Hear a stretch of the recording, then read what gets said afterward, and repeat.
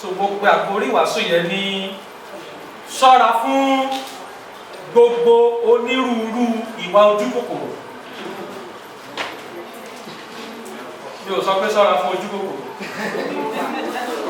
because Bíbélì mi sọ ó ní all kinds of greediness. So mo wá pè ní onírúurú ìwà ojú kòkòrò kó ṣe kí ni kó ṣọ́ra fún. And I believe that this message ọ̀rọ̀ Ọlọ́run yìí bí ó ṣe ń bá ọkùnrin wí náà ló ń jáde sí obìnrin, bí ó ṣe ń jáde sí àgbà bẹ́ẹ̀ ló ń jáde sí ọ̀dọ́ àti ọmọdé. Nígbà tí a bá sọ̀rọ̀ nípa ojú kòkòrò à ń sọ nípa pé ojú tí ò ṣe kí ni tí ò kúrò kó orí nǹkan báyìí kó sì má fẹ́ mú ojú kúrò níbẹ̀ àfi tó o bá fọwọ́ kàn án àbí tó o bá gbà á àfi tó bá jẹ́ tiẹ̀. Mo gbọ́ ìtàn arákùnrin kan tí àwa náà ti lè gbọ́ bóyá ti kà á. Arákùnrin yìí kì í ṣe pé ó tálákà, kì í ṣe pé ebi ń pa á, ó níyàwó, ó lọ́mọ, ó níṣẹ́, ṣùgbọ́n ó fẹ́ di ọlọ́rọ̀. Ó fẹ́ràn owó jù, ó fẹ́ràn owó púpọ̀. Nínú ìtàn láti kà á, ó fẹ́ràn owó púpọ̀. Wọ́n ti gbàgbà owó níṣẹ́, owó ní owó fẹ́, owó níṣẹ́, owó. Áńgẹ́lì wa yọjú sí ní ojú ọ̀run rẹ̀. Kí ni tó fẹ́ gan-an arákùnrin? Ọlọ́run ti gbọ́ àdúrà rẹ̀, ó sì ṣe tán àti ṣe. Béèrè nǹkan. Arákùnrin yìí yóò béèrè owó. Ó ní tí mo fẹ́ ní owó góòlù. Ó ní tó jẹ́ pé tí n bá fọwọ́ kan tébù ìbáyìí yóò di góòlù. Ṣé mo pé ìyẹn ti dowó lọ? Torí tó bá ta tébù lásán ní iye tí ó pa ń bẹ̀. Tó bẹ́ẹ̀ yẹ tí n bá fọwọ́ kan omi òkun báyìí gbogbo ló di góòlù ni. Ẹ ti bá ọmọ ìyá rẹ̀.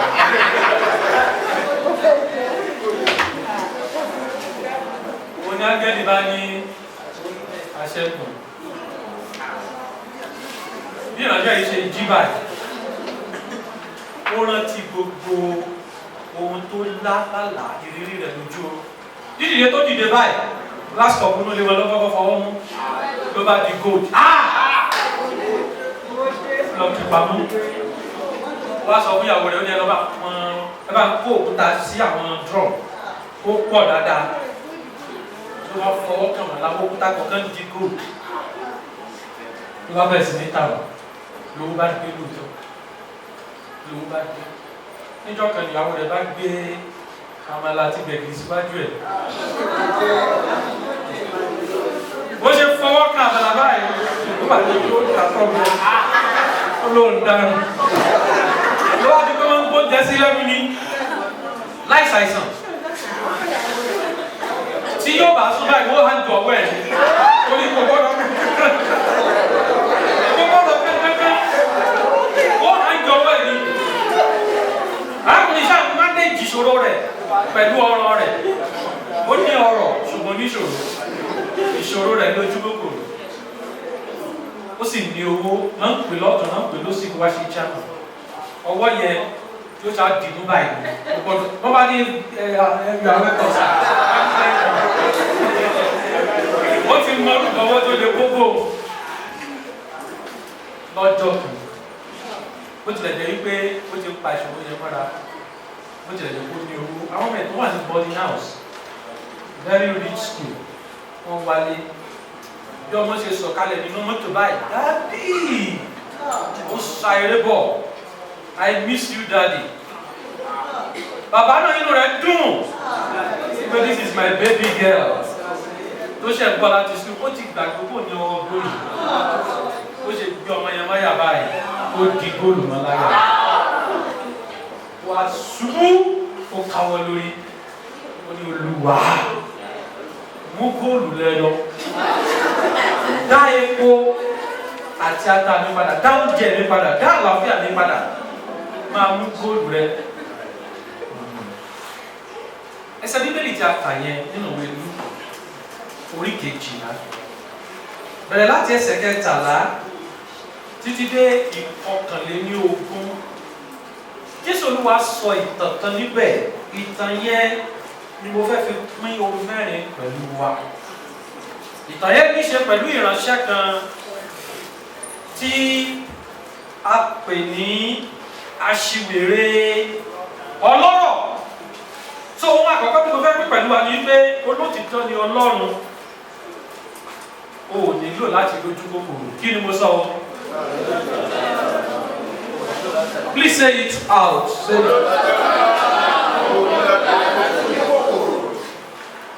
A ti gbọ́ ẹ̀rí wonderful testimony. Táwọn Yorùbá ń ṣẹ̀rí tọ́lọ́run ṣe rere ńlá fún wọn. Olótìtọ́ ni. Kò gbàgbé ìwọ náà. O ò nílò láti ní ojú kòkòrò. Ìránṣẹ́ yìí ohun mẹ́ta Ọlọ́run ṣe fún un. Tó jẹ́ pé Ọlọ́run jẹ́ olótìtọ́ tí mo rí gẹ́gẹ́ bí olótìtọ́ ni Ọlọ́run fún ìránṣẹ́ yìí. Alákọ̀ọ́kọ́, bó tilẹ̀ jẹ́ pé ìránṣẹ́ tí a ń sọ yìí àkọ́kọ́ níyàwó, àkọ́kọ́ lọ́mọ, ṣùgbọ́n nǹkan mẹ́ta tí Bíbélì sọ tí mo rí gbámú ni pé ó gbìn, ó sì kórè oko tó ṣe kí ni o tó pọ̀. Ọlọ́run fi àmì sí iṣẹ́ rẹ̀. Ṣé mo pé kìí ṣe gbogbo àgbẹ̀ ló ń gbìn tí kórè? Ẹlòmíì oko rẹ̀ máa jóná ni, nǹkan tó gbìn máa jóná sóko ni. Ìmí wà tó jẹ́ pé ẹyẹ ni ó jẹ. I was reflecting on this church. Olúwa, kí ni èrè mi fún ọdún mẹ́wàá? Kí ni achievement wa? Mo ní a lè mọ̀ rí nǹkan tá a lè sọ pé physical láti fọwọ́ gbá bó tilẹ̀ jẹ́ kó wà lónírúurú. Ṣùgbọ́n wípé a jẹ́ ọ̀kan tí a jẹ́ ènìyàn Ọlọ́run, ayọ̀ mi ni. Gbogbo àwọn tó ti dolóògbé láàrin wa, àwọn mẹ́ta specifically, ọkàn mi mọ̀ wípé wọ́n wà ní òkàyà Jésù. Bàbá yẹn gbé mi, ó sin Ọlọ́run dójú kù ni. Ògúnṣọlá àbí bàbá Fákóredé, I was at the burial of all of them. We followed them up in prayers. Ó ní gbogbo àwọn tó fi fún mi kò tí ì sí kankan tó sọnù. Àwọn tó sì kúrò láàrin wa ilé ológun náà lọ. Yàtọ̀ sí àwọn tí wọ́n kàn wá jọ́ọ̀jì káàkiri. I don't really care about those. I'm concerned about the sheep. I'm concerned about the sheep. Bẹ́ẹ̀ ni Ọlọ́run ṣe fi ìbùkún sí ìkórè ìránṣẹ́ yìí. Bí gbogbo èèyàn ṣe ń gbìn kan lọ náà gbìn. Bíbélì sọ pé ó kó ìkórè tó ṣe kí ni o tó pọ̀. Ohun kan kejì tọ́lọ́run fi dáa fún un. Ó ní wípé ó jẹ́ ènìyàn tó ní àlàáfíà láti gbìn nǹkan. Ṣé ẹni tó sì kìlẹ̀ tó ṣàìsàn tó lè gbìn nǹkan? Kò lè dáko. Ẹni tó wà lálàáfíà ní dáko. Because wàá fi ọkọ́ halẹ̀, wàá fi àdá halẹ̀, wàá làágùn. Ẹni tí àìsàn bá ń ṣe ẹ̀rù kó yìí mọ̀ gbé nínú oko, òun ni ó máa ṣe. Ìránṣẹ́ yìí wà nínú àlàáfíà. Ọlọ́run fún lálàáfíà. Kì í ṣe kó dáko nìkan pé ó jẹ́ kórè. Ọlọ́run fún ní àlàáfíà. Ó jẹ́ dáko. Ọlọ́run tún fún ni wípé Ọlọ́run tún fi àyè gbà lẹ́yìn ìgbà tó kórè oko tán. Ó ní òun wò ó àbà òun àbí kí wọ́n ti pè é àbí àká òun ó wo palẹ̀. Òun wà kọ́ mi. Ìyẹn bí wípé àyè wà fún láti ṣe kí ni o? Láti kọ́ mi sí lélẹ̀ tó tóbi. Ṣé Ọlọ́run dá sí àbọ̀ Ọlọ́run ò dá sí? Please respond. Ìránṣẹ́ yìí ṣé Ọlọ́run dá sí àbọ̀ Ọlọ́run ò dá sí? Ọlọ́run tó fún lálàáfíà. Ọlọ́run tó fún ní ohun ọ̀gbìn pé kó gbìn. Ọlọ́run tó fún ní ìkórè. Ọlọ́run tó sì fún ní ààyè gbà mí, tó fààyè gbà mí fún láti gbìn nǹkan, láti kó nǹkan rere rẹ̀ sí. Ọlọ́run dára sí. So God is faithful. You don't need to be greedy. Tí ìwọ náà bá wọnú ayé rẹ, wàá rí nǹkan rere tọ́lọ́run ti ṣe kí ni o tó ti ṣe fún ọ. Kókó kejì tí mo rí nínú ìtàn yẹn ó ní wípé ọkùnrin yìí ní ìṣòro. Bí Ọlọ́run ti ṣe dára tó sí, ìṣòro ayé rẹ̀ òun gangan ni. Ìṣòro yẹn sì pín sí ọ̀nà bíi mẹ́ta. Àkọ́kọ́ ni wípé ó jẹ́ onímọ̀ tara ẹni nìkan. Tí ẹ bá wo inú Bíbélì yẹn, èmi ó sì sọ fún ọkàn mi, gbogbo rẹ̀ èmi ni, èmi ó sì wọ àká mi balẹ̀. Ó jẹ́ ẹni tó jẹ́ wípé ara rẹ̀ nìkan ló mọ̀. olómọ̀.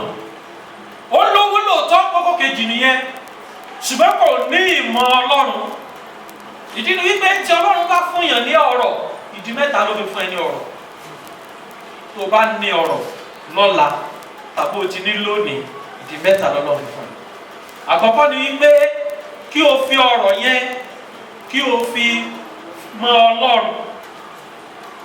Ẹ rí i pé ní ìparí ẹsẹ̀ Bíbélì yẹn, ó ní he was not rich towards God.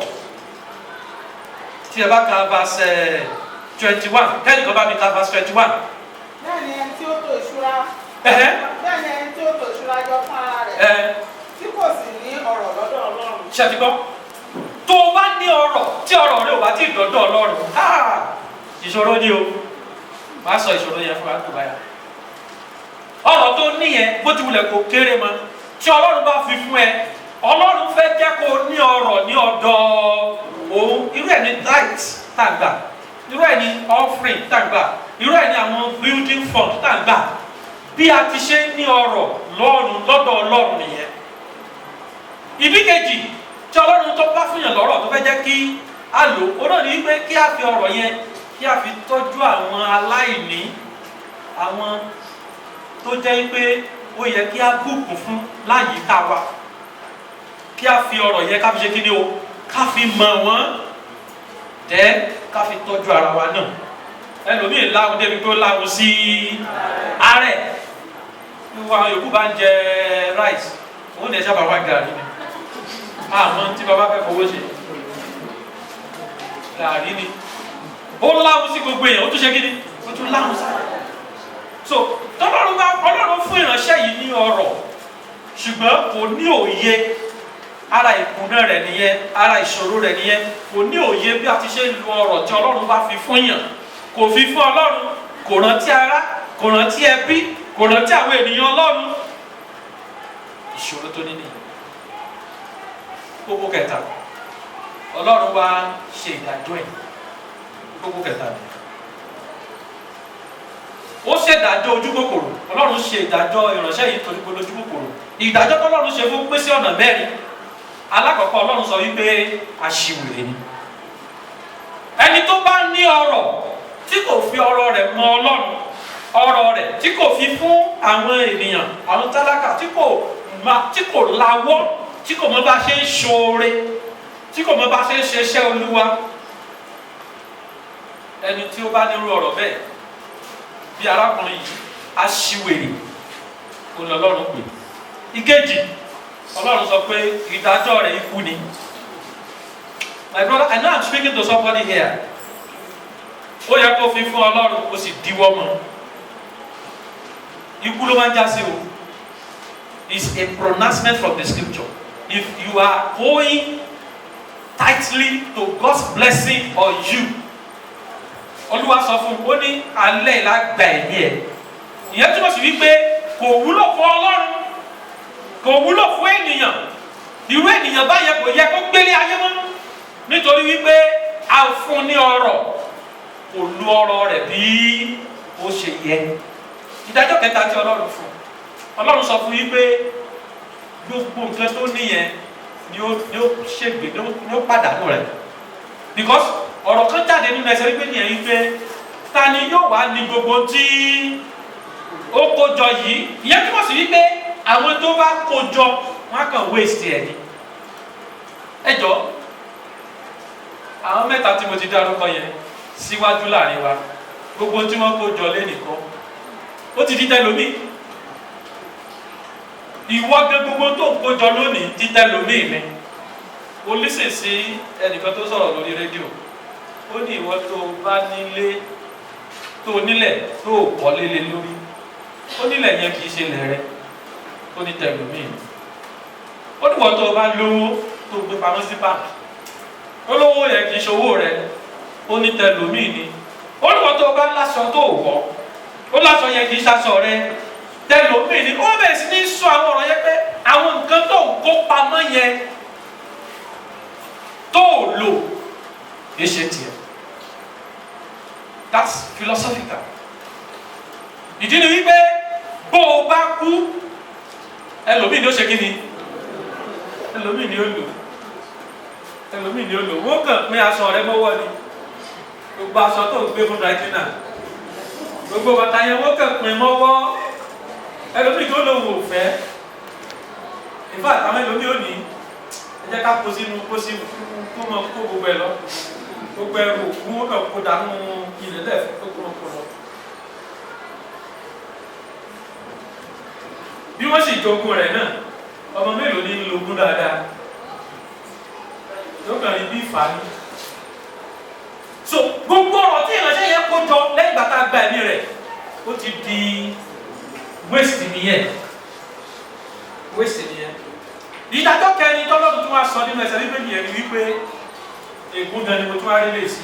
ó ní gbogbo ẹni tó bá wá gbé ìgbésẹ̀ ìtọ́kùnrin gbé ó ní bẹ́ẹ̀ náà ni ó ṣe ṣe kí ni o ni ó ṣe rí fún wọn. kí gbogbo ìwọ tó bá jẹ́ olójú kòkòrò Ọlọ́run fún ẹ lówó wá fún kàmọ́ òun gbádùn ẹ̀ ìwọ nìkan ó ṣàgbádùn ẹ̀ o ò fi sílẹ̀ bó ṣe yẹ kó o fi sílẹ̀. Bíbélì sọ pé tó ṣẹlẹ̀ sí ìránṣẹ́kùnrin yẹn ló ṣẹlẹ̀ sẹ́yìn ìdájọ́ tọ́lọ́run ṣe ìdájọ́ tọ́lọ́run ṣe. Kí wá ní ẹ̀kọ́ tí a fẹ́ kọ́ níbẹ̀? Ẹ̀kọ́ márùn-ún ni mo kọ sílẹ̀ níbà. Ẹ̀kọ́ àkọ́kọ́ ni wípé tó o bá ṣe tán láti fi fún yàn láti fi fún ni tó o bá ṣe tán láti máa ṣe ìfifún ni mọ́ béèrè fún bùkún. Ẹ̀kọ́ àkọ́kọ́ nìyẹn. Ẹnikẹ́ni tí o bá ṣe tán tó mọ̀ wípé ìfifún ni ò rọ òun lọ́rùn kó mọ́ béèrè fún ìbùkún. Nínú ìjọ ìta bá gbàgbà pé Ọlọ́run bùkún ẹ sọ̀rọ̀ pé torí jẹ́ nìkan ni. Ẹ̀gbọ́n àwọn báyà ni oníwèlé kọ́lẹ̀ bẹ̀rẹ̀ náà.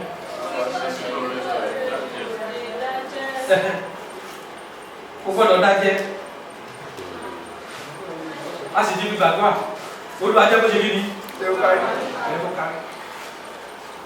wá gba orí sọ́wọ́ wá ń dájẹ́ ìjọ díkì ìjọ fresh you láì sọmọdé ló wá sunú èsì ó sì ń dájẹ́ ikú ló fi ṣeré o. Kò sí ìkẹta jẹ́ tí ètò kò sí. Tó o bá ti mọ̀ pé o lè fi fún ni má béèrè fún ìbùkún. Ó kejì má kó ìṣọ́ra rẹ jọ sí ayé yìí nìkan. Never lay treasure for yourself more than God. Àyẹ̀kọ́ kejì nìyẹn. Má jẹ́ kí ìṣúra tí wàá kó fún ara rẹ kó ju eléyìí tí wàá kó fún Ọlọ́run lọ. Ìdí ni wípé wàá lè rí nǹkan dé bá tó bá dọ̀run wàá lè rí nǹkan dé bá ṣùgbọ́n tó bá jẹ́ pé ní tó kó fúnra rẹ láyè ó pọ̀ ju tó ṣe fọ́lọ́run lọ.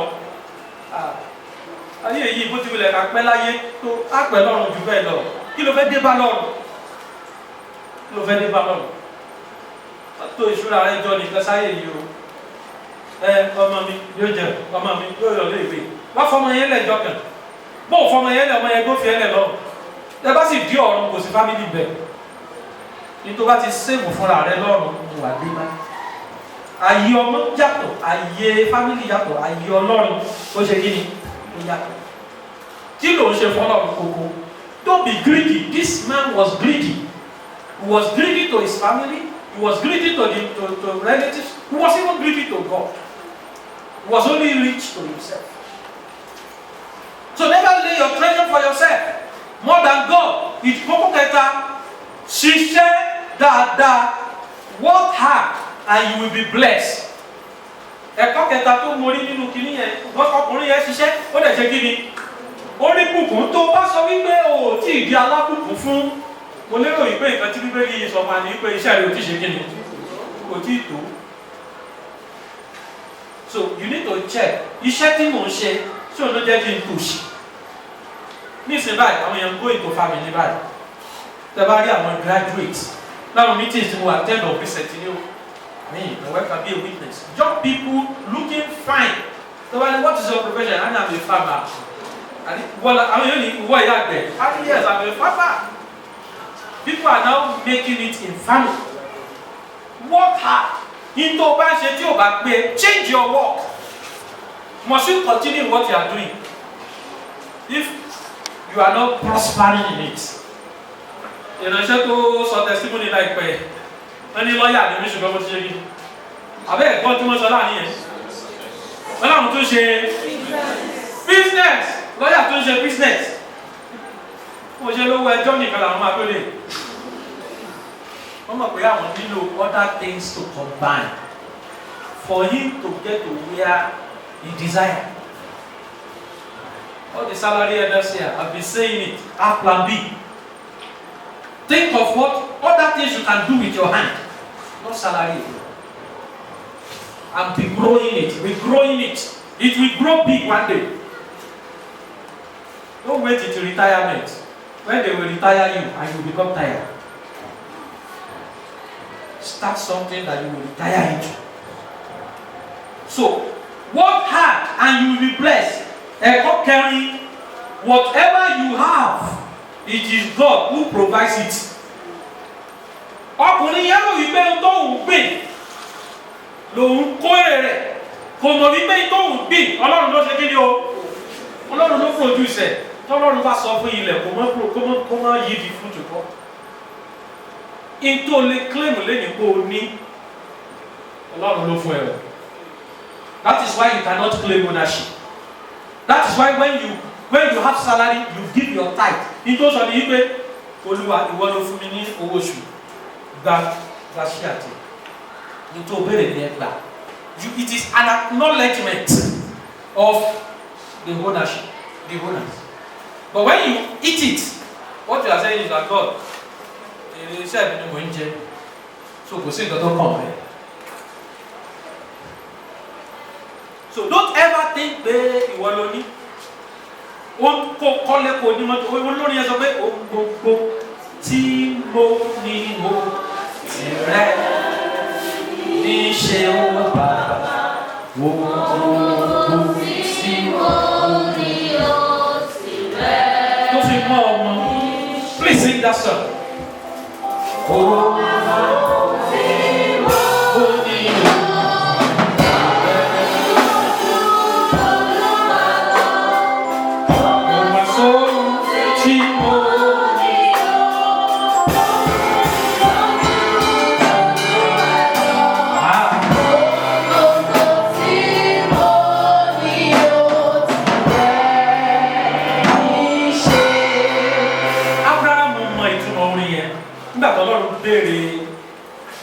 Sákì lọ́wọ́ rẹ̀ ó ṣe tàbí ọ̀dá rẹ̀ ẹlòmí òmọ́mọ́ wá church lọ from blessing to the house even Sunday gan yóò kásà méjì síwájú yìí ọmọ wà dàgbà tán yóò di teenager yóò di youth animal and not going to church ta ló bẹ̀rẹ̀ rẹ̀ nígbà tó ti yẹ kó ti fi ẹsẹ̀ rẹ̀ lé ọ̀nà ìgbàgbọ́ education ló rò pé everything ìyẹn gan lọ àwọn ọmọ bí òfin sin òbí wọn mọ́. Nígbà bá wà lápúrọ̀ wọ́n ní dáadé ẹ̀jú kú wọ́n ní ilé wá Nàìjíríà ó ẹjẹ́ kọ́ organize tó ṣe nínú tí ó sin ẹjẹ́ àgbà nọ́ọ̀sì fún tí ó mọ́ tọ́jú ìyá òun gangan ò ní ìfirakíra níyà èyí tó ń sọ pé àwọn òbí kú sọ́wọ́ ọmọ lọ́jọ́ láyé jọ tí wọ́n á ní tí bàbá wọn ní ẹ bá ń pe lágbájá wọ́n ti mọ̀ pé bàbá ti fẹ́ lọ nìyẹn nígbà tó bá sì dé báyìí tó gbé bàbá sí ọwọ́ bá jáde ní kí ló ṣẹlẹ̀ sí bàbá kan dàkẹ́ mọ́ lọ́wọ́ ni ayọ̀ àwọn àgbàlagbà láyé ìjọ ni ìsìn báyìí àwọn òbí òkú sọ́wọ́ ọmọ ọwọ́ nọ́ọ̀sì àti ọwọ́ house girl tàbí ọwọ́ lọ́wọ́ nítorí wípé wọ́n ti rò wípé ìgbéga ọmọ yẹn ló ṣe pàtàkì jù wọ́n ti rò pé ìgbéga yẹn ló ṣe pàtàkì jù. Whatever you have is God that provides it. If you have that knowledge, oh, then fún kàmọ́ ìgbà tó bá jẹ́ tiẹ̀. Tó bá di sọ́lé ìgbà tó bá jẹ́ bá wà gbà, ọ̀fẹ́ ìgbà fẹ́ dá, àìmọ̀ iye ìgbà tí mo ti dá last naira, last kobo with no hope of where to get another one. I just look at my pocket and say, oh, the last one. I just give it. And God has been faithful. But wọ́n jẹ́ pé mo fẹ́ lo ìmọ̀ tèmi yàn máa dé last kobo yìí ara o. Ìgbọ̀dọ̀ fílẹ̀ mi ló yẹ kí n náà. Màdé ọ̀rọ̀ àdá padà síbẹ̀ kò sẹ́ni tó bá bàbá mi jiyàn sí.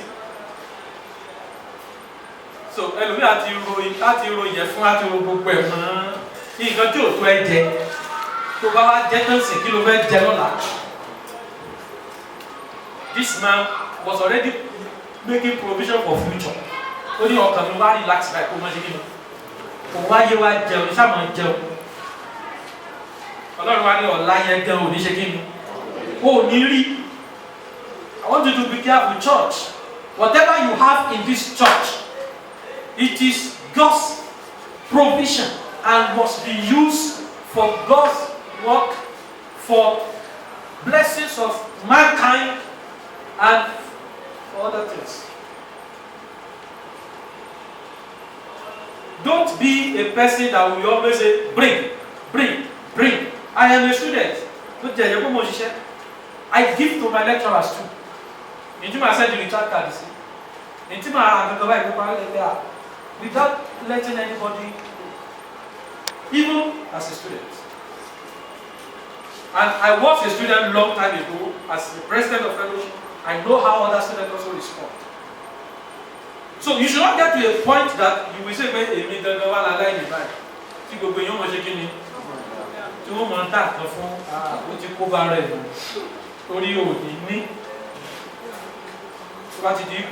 your style is to receive, not to give. Then you become a perpetual beggar. But if it is flowing, then the blessing will be flowing. But if it is just coming in without going out, then forget it. In fact, it will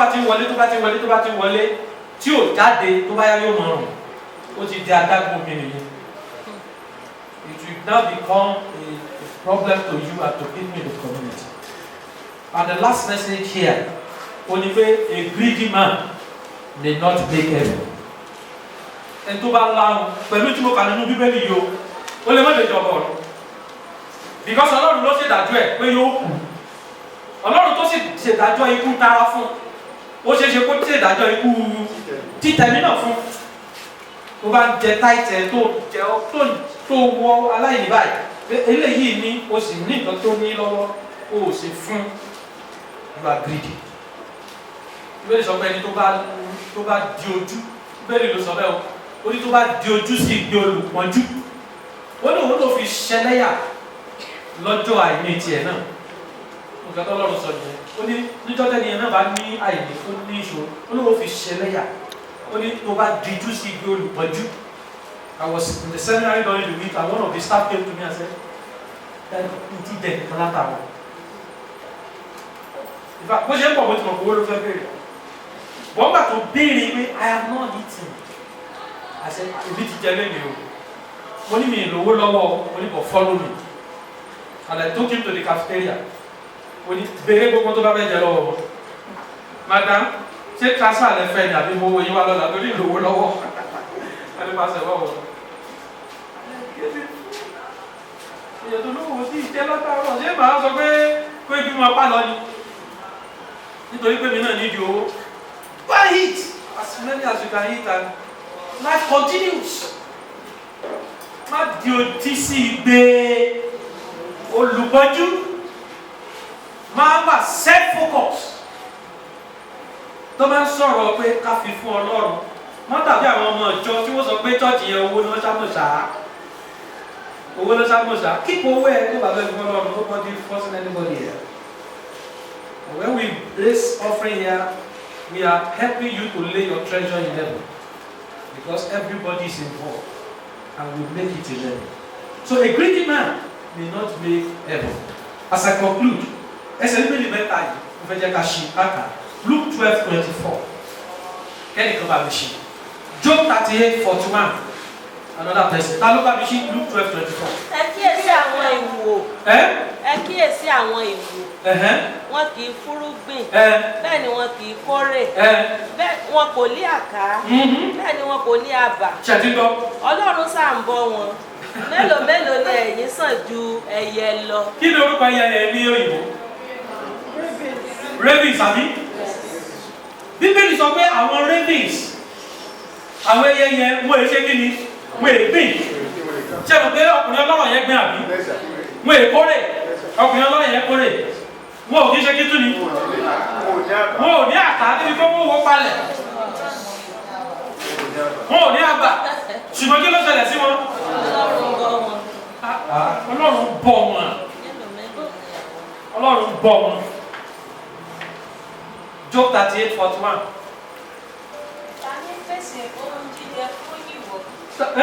Ta ló pèsè ìwò nígbà tí àwọn ọmọ rẹ̀ ń ké pe Ọlọ́run tẹ̀tí gbọ́ wọ́n á máa fò kiri nítorí àìrí oúnjẹ. ẹyẹ ìwò ta ló pèsè fún nígbà tí àwọn ọmọ kí ló ṣe nígbà tí àwọn ọmọ rẹ̀ ń ké pe Ọlọ́run wọ́n á máa fò kiri nítorí àìrí oúnjẹ. tẹ̀tí gbọ́ ta ló pèsè fún Ọlọ́run ló pèsè fún wọn. Psalm 147:9, the last verse. Psalm 147:9. Yes. 147:9.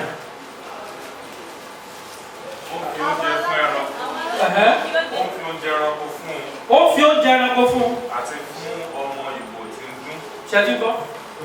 Ó fi oúnjẹ ẹranko fún. Ó tún fi oúnjẹ fún ọmọ ìwò tí ń dún. Ìyẹn túmọ̀ sí pé bí Ọlọ́run bá ń bọ ẹranko tó ń bọ ẹyẹ mélòó mélòó ni ìwọ tó dá ní àwòrán harẹ̀ mélòó mélòó.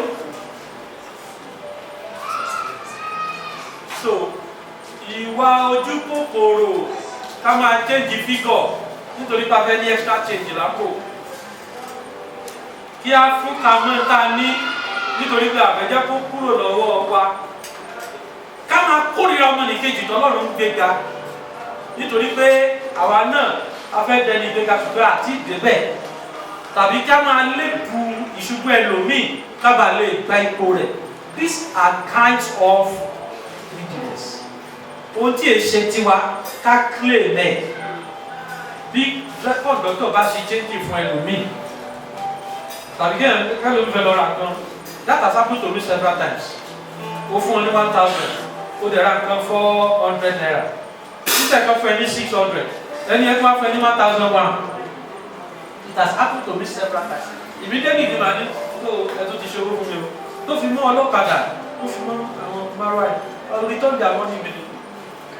Ẹlòmíràn ní àwọn tó náà ti ń yàn jẹ lòun náà gbà tó jẹ́ ìwọ lọ́lọ́ tó ń ṣèdájọ́ tó fi sọ pé owó tí ó ti yàn wọn kan jẹ ìwọ náà wá gbà tiẹ̀ báyìí. The Lord will help us.